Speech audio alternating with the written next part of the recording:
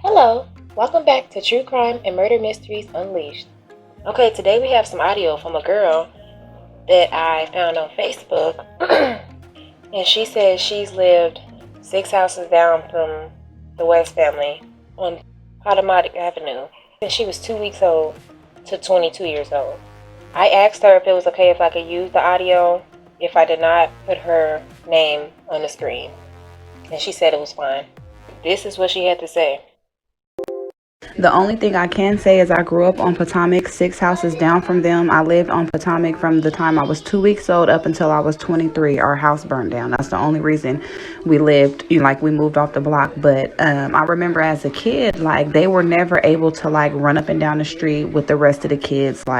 We would all go to each other's houses. Nobody went to their house. We would literally, talk to them through the gate. The only time I really seen Trezell, outside of the yard was when he was, in an ice cream truck with his dad or something.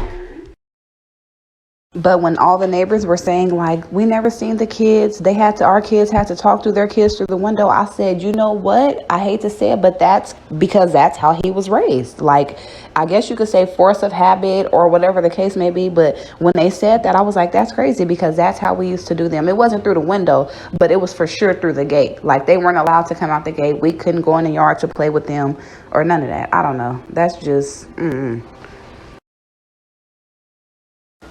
And what a lot of people don't know about the bio mom is that when her kids first initially got took, they were placed with someone in her family. And then the family member kept letting her see the kids outside of the scheduled visitation. So they removed the kids from the family member and then placed them with temporary foster people, and then they were eventually adopted.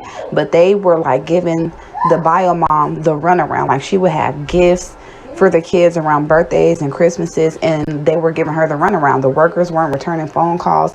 I don't know if Kern County has something to do with it, but I felt like his mom had an inside source or something to help her son get those kids adopted so quickly. They didn't even have jobs when they adopted those kids. The bio mom, when she was going to visit before they got adopted out, she was reporting to them her kids were losing weight. They weren't getting her kids haircuts. She reported a couple of bruises and scratches on the kids. And when they would bring the kids to drop them off to visit, they wouldn't bring nothing. They would bring a diaper or a bottle, no toys for the kids to play with. They wouldn't really interact with the bio mom or any of that. Just weird. His dad, ever since I can remember, Trezell'S dad has always wore a baseball cap and sunglasses. Why don't you want anybody to ever see your eyes? I don't know. That's just creepy to me. Yeah, the two little boys, they don't have the same father. They were supposed to have the same father, but come to find out, the paternity of one of the boys was not, of who it was supposed to be.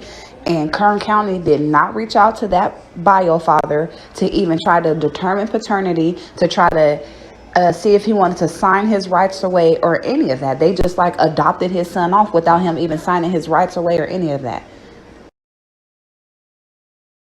The Queen, Everyday Shenanigans YouTube live about Warren and Orson. Is the case going flatline? Who are the suspects to you? I caught the live stream. I started to notice that Doug, which is his channel name is No Thanks, if anybody knows what that channel is, which most of you do, he just started basically saying that he thinks that adopted parents are innocent. I have no opinion on that. I'm not going to say my opinion on that. I'm just going to say I still think the adoptive parents have something to do with the disappearance. I don't know what Doug knows, anything like that, but you decide for yourself what you think. I know most of you didn't catch it. Some of you did.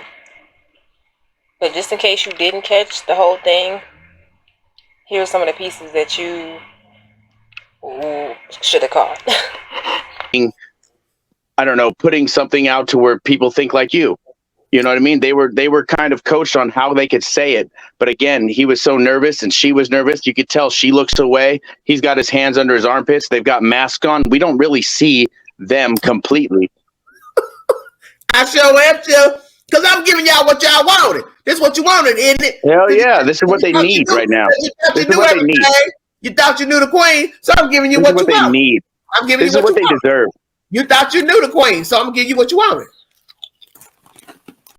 I just want to know, Diane, how you know they're guilty because of their body language. What does that mean? What did they do to the kids?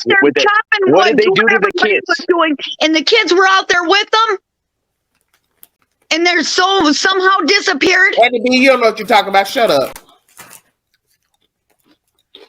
Excuse me? If somebody in the chat talking crazy, I'm letting y'all give y'all opinion. Y'all like to judge and say don't nobody let y'all speak, so I'm letting y'all speak. Right? Am I not letting you speak? I didn't say you weren't. No, I ain't saying you, but I'm just saying for those that thought they knew the queen, I'm letting you all. I just want to know how they're guilty because of what you think of body language. But what is the body language? Critical. 1 minute you say I don't let you speak, then you say you're being blocked, then you this. Okay, difference of opinion. You're speaking now, folks in the chat talking about what I'm doing. No, I'm giving you what you want. You thought you knew me. You thought me and Doug was ride or die. Well, I've been told you. I didn't agree with what he said, but you don't listen because you take what you want from my commentary. Free speech. Can I just ask you one question, Diane? I won't interrupt you. What is their body language telling you through facts that they're guilty of what you're saying they're guilty of? I already told you. And if I have to repeat myself, you're going to piss me off. I'm telling you. If they really cared, they would have been crying, worried,